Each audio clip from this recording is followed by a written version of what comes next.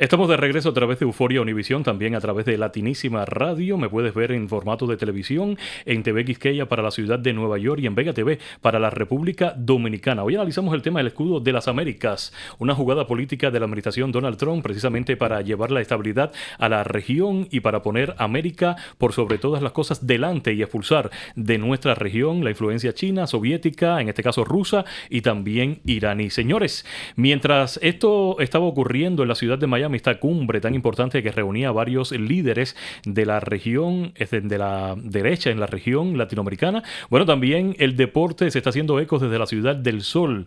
El Clásico Mundial de Béisbol está aconteciendo precisamente en el estadio Los Marlins, una de las sedes precisamente que acoge a un equipo como República Dominicana. Vamos a hablar en esta parte del programa de béisbol. Ya regresamos.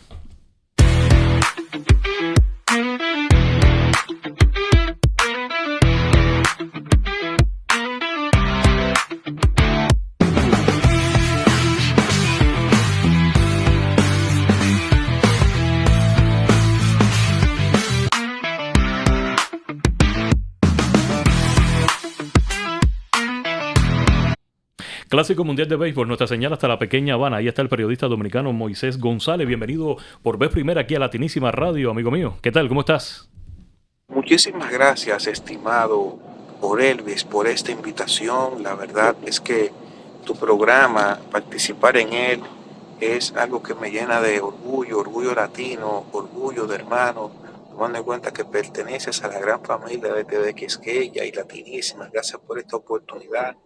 Y tal como adelantabas, Miami ha sido el epicentro en esta semana de dos grandes acontecimientos. Uno, de carácter político, como adelantaste, y también que se está llevando la batalla que es el Clásico Mundial de Béisbol.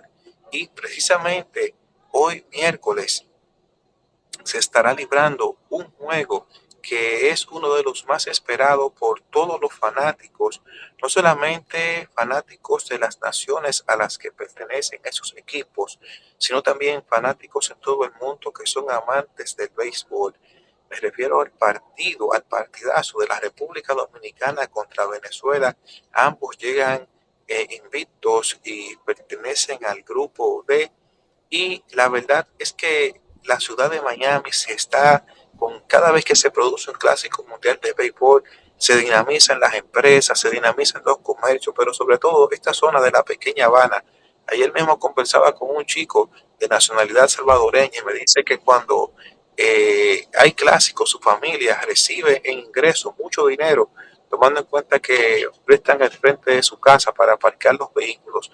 Pero bien, como no es de vehículos, sino de béisbol, te cuento que el día de hoy este juego está generando gran expectativa, mientras los venezolanos dicen queremos a los domi, los dominicanos ya han hecho suya la consigna, queremos arepa y queremos a Venezuela. De hecho, ayer en el Casella Park, la arena de los Hits de Miami, los dominicanos que estaban allá en los pasillos vociferaban queremos a Venezuela, y los venezolanos también esperando con ansia este partido.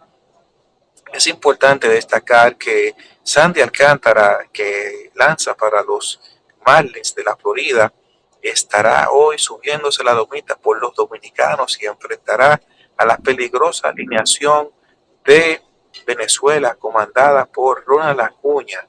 Otro aspecto importante es que, de acuerdo a lo que ha planteado Albert Pujol, el manager del equipo dominicano, hay que ver este juego más allá de Venezuela, si no es que no se trata de ganarle hoy a Venezuela, que es el deseo de los dominicanos, sino conquistar la corona. Es por eso que se ha resaltado el entusiasmo, la armonía y sobre todo la colaboración entre los jugadores dominicanos, Juan Soto, Vladimir Guerrero Jr., el capitán del equipo dominicano, Manny Machado, así como también Caminero, y decenas de estrellas que han dejado sus equipos en las grandes ligas, los entrenamientos de primavera para sumarse y representar los colores de la patria en este clásico mundial de béisbol. No sé si tienes alguna pregunta Sí, sí, antes de ir a otro quería tema. actualizarte y decirte que este programa lo estamos grabando hoy miércoles, precisamente cuando el juego entre Venezuela y Dominicana está a punto de desarrollarse.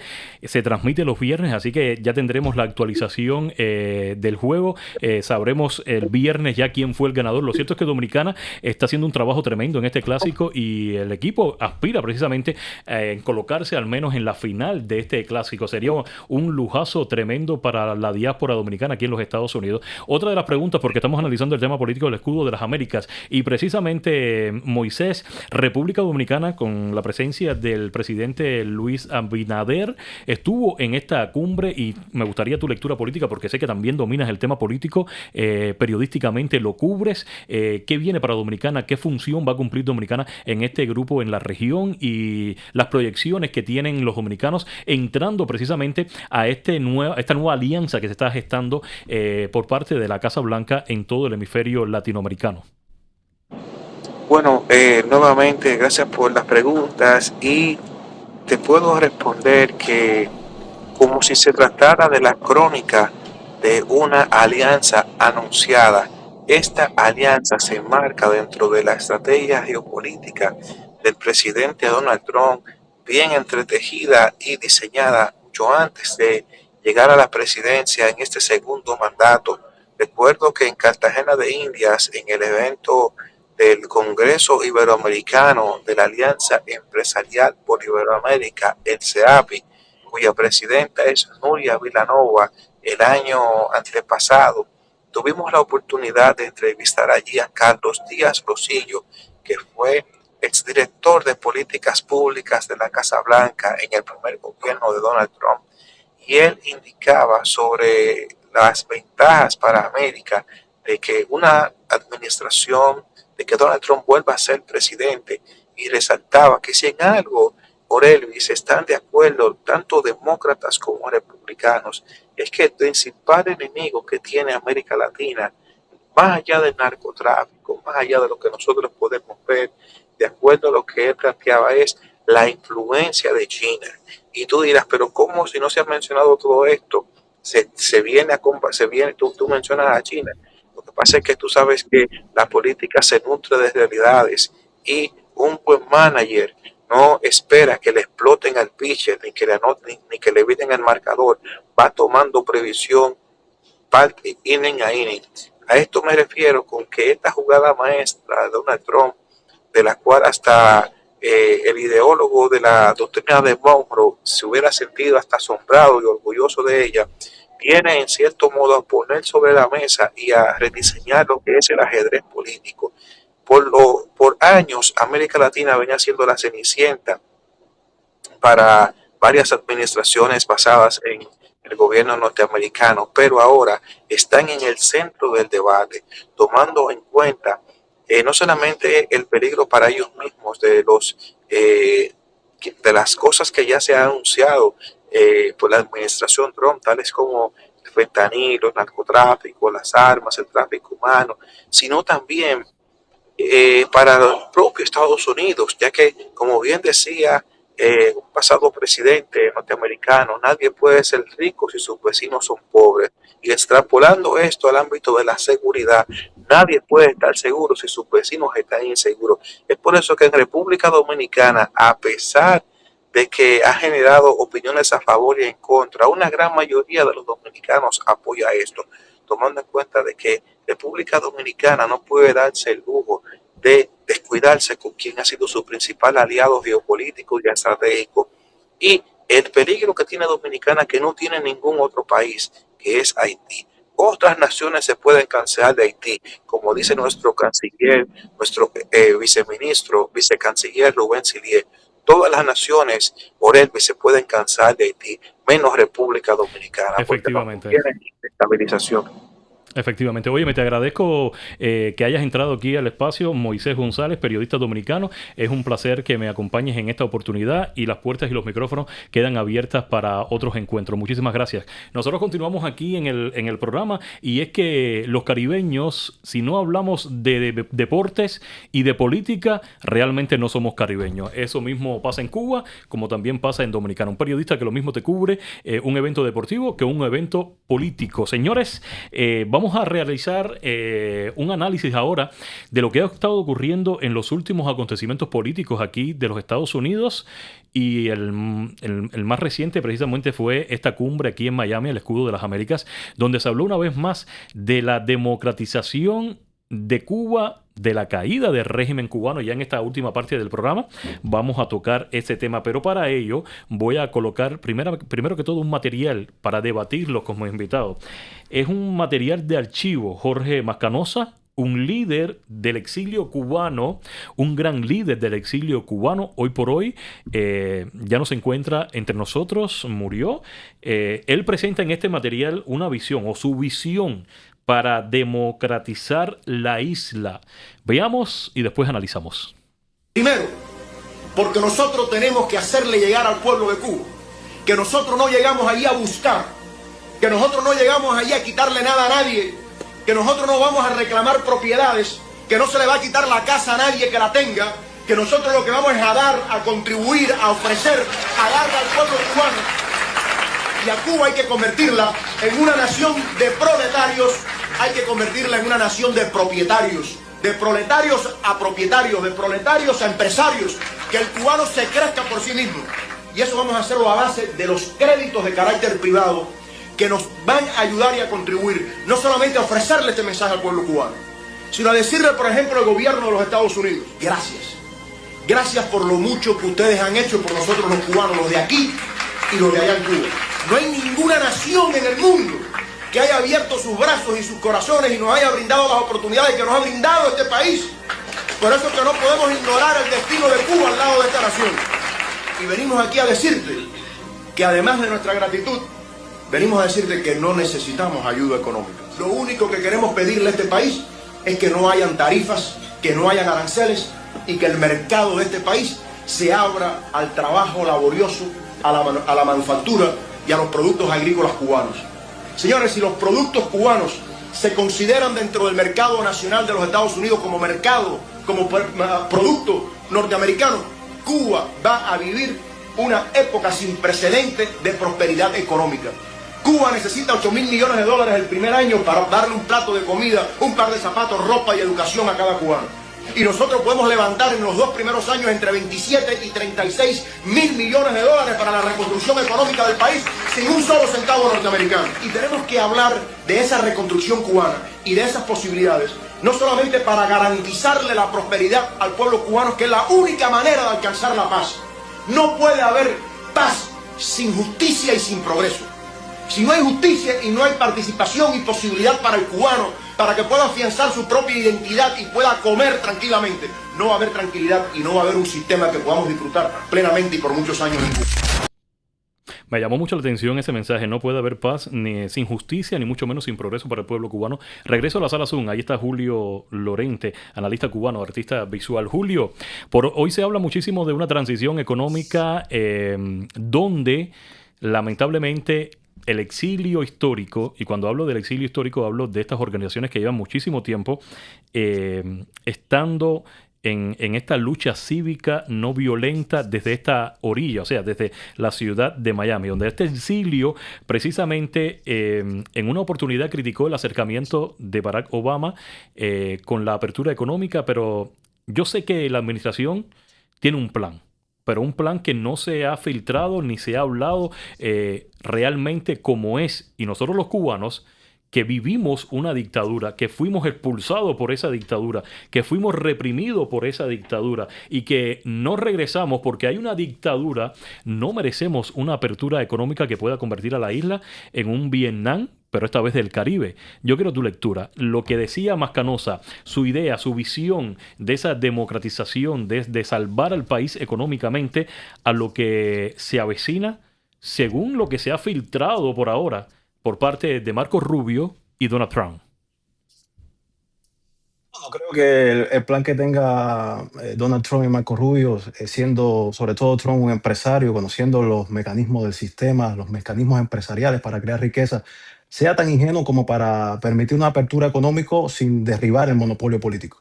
Porque hay que tener consciente que el castrismo se sustenta por el monopolio político férreo. El castrismo no es capaz de reformarse, porque una vez se reforma y entran otros actores económicos y políticos, pierde el control de la situación. Es por eso que aún en su etapa final sigue siendo intransigente, sigue encarcelando, sigue destruyendo.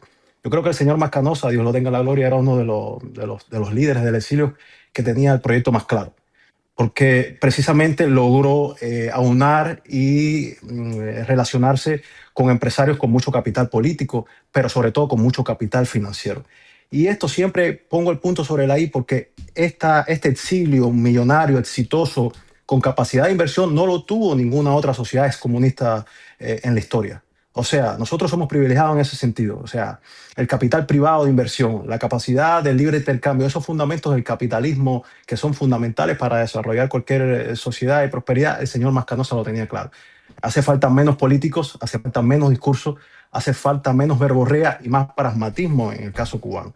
Y es por eso que yo pienso que es el camino, esperar el colapso orgánico del sistema, del aparato estructural del castrismo y entrar con toda esta inversión privada que no tiene que esperar por el Banco Interamericano, que no tiene que esperar por el FMI con esa deuda parásita, sino que tiene la capacidad de levantar un capital para hacer inmediatamente y mediante esos intereses sanos, esa comunidad que ama también a su padre y que quiere regresar, puede intervenir, invertir y crear un cambio real, sustancial en la situación cubana. Por otra parte, el Partido Nacionalista Cubano, que ha tenido dentro de sus, digamos, directrices, crear un plan para esa futura transición. También han creado ustedes, hemos comentado por interno, un plan económico que muchas personas creen que Cuba necesitaría un fondo y una deuda millonaria con el Fondo Monetario Internacional para restaurar lo que está destruido después de 6 décadas de comunismo dentro de la nación. Y es que yo quiero saber tu punto de vista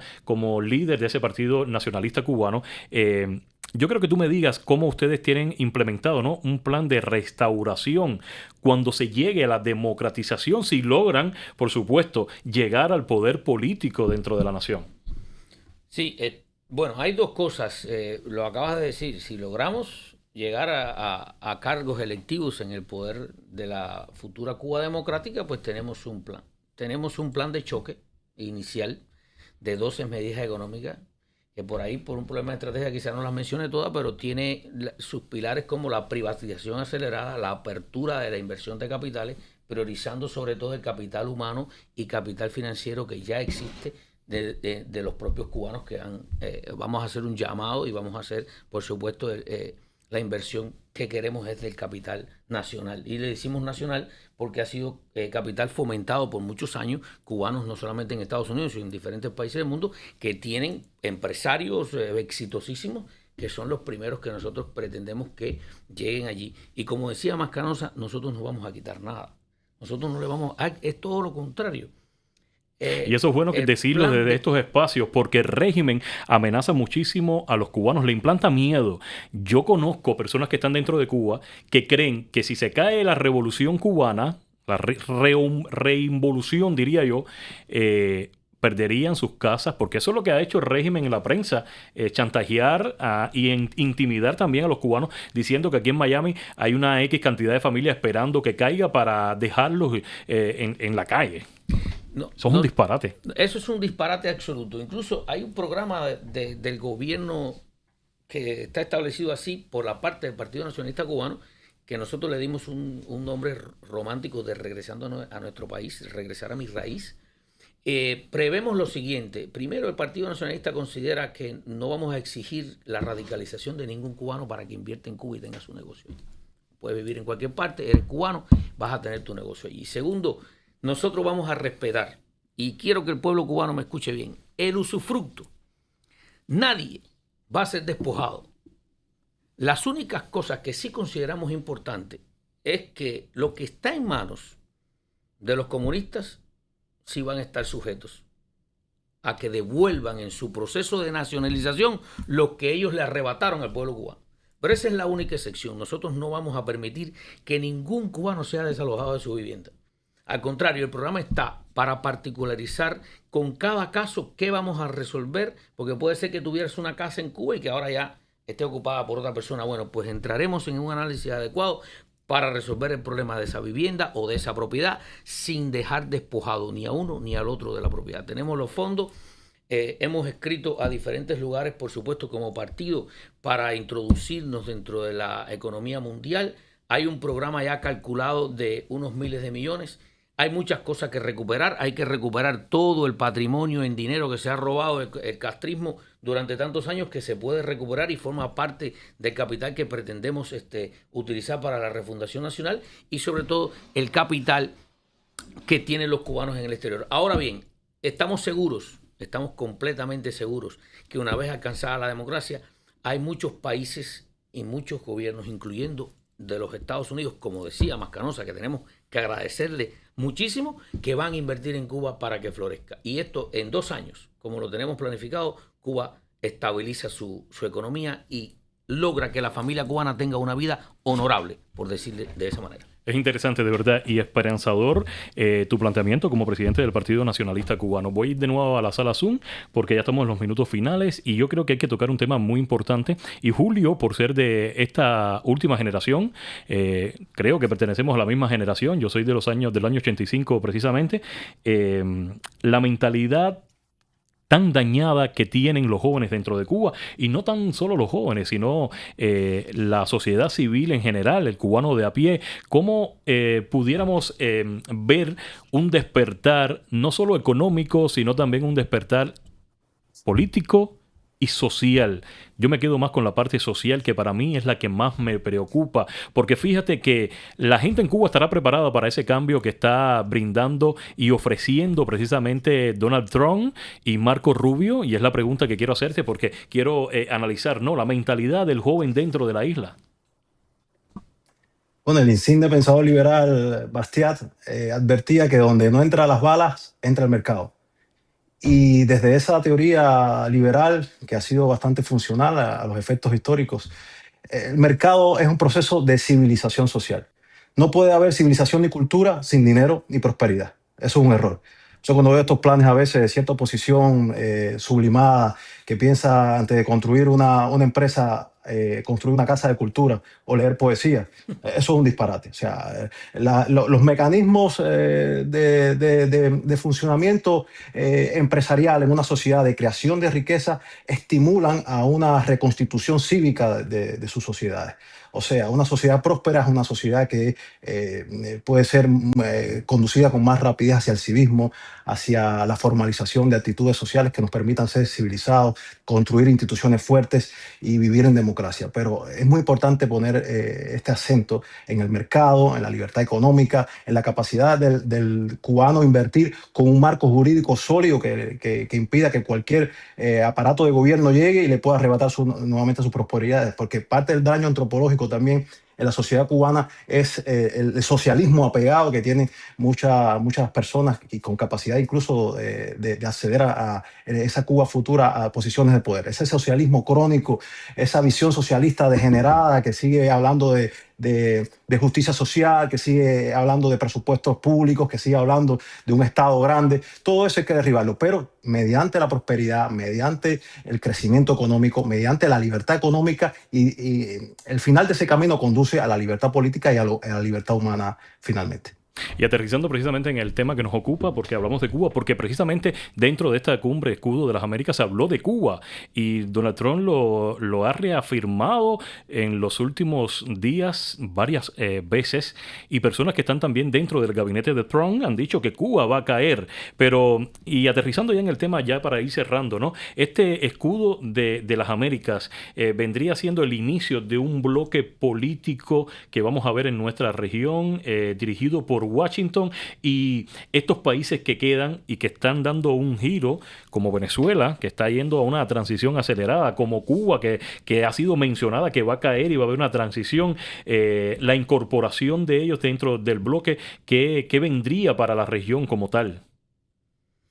Yo creo que has dicho lo correcto, y hago el paréntesis porque la la organización que intentamos formar y que todavía está en formación y que creemos que es necesario mantenerla, que es el Foro Anticomunista de Miami, ahora con esta formación, con este escudo de las Américas, como su nombre lo dice, creería que es el momento de levantar un muro de contención al avance de todos estos flagelos que ha traído la ideología izquierda. No solamente es el comunismo, sino es el narcotráfico, la corrupción, la delincuencia y la destrucción de los países. Creo que este sí sería un muro de contención. Y esperamos que pronto, tanto Cuba como Venezuela y Nicaragua, se integren a este escudo de las Américas. Porque definitivamente, si tú lo ves desde el punto de vista geopolítico, el triángulo que forma Venezuela, Nicaragua y Cuba es tan primordial para mantener el control de estos fenómenos que acabamos de hablar, que sería imprescindible lograr rápidamente la libertad, lograr rápidamente el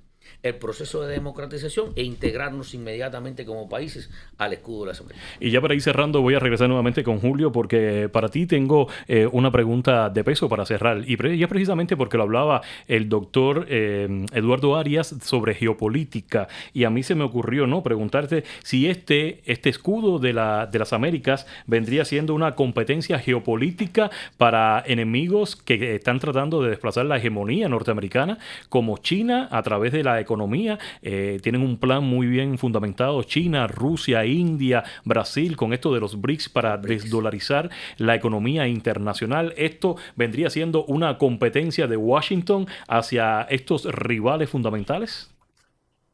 Por supuesto que sí, es que también el mundo pluripolar está en crisis. Los BRICS no han logrado articular al yuan como moneda de reserva internacional porque, repito, China es la mayor tenedora de dólares y precisa de esa cantidad para que su funcionamiento empresarial siga a toda máquina.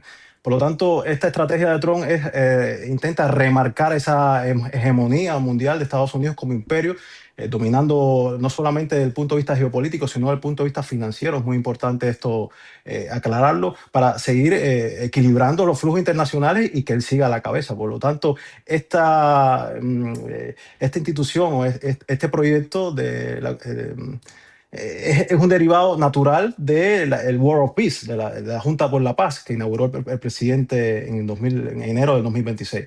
De esta visión geopolítica de reorganización y reestructuración de la preeminencia de Estados Unidos, que después de la administración de Biden quedó tan devaluado, sobre todo con el conflicto en Ucrania, y que ahora intenta reconstituirse desde una alianza de ideologías afines con una misma visión y que encuentran también un enemigo en común, que es la izquierda internacional.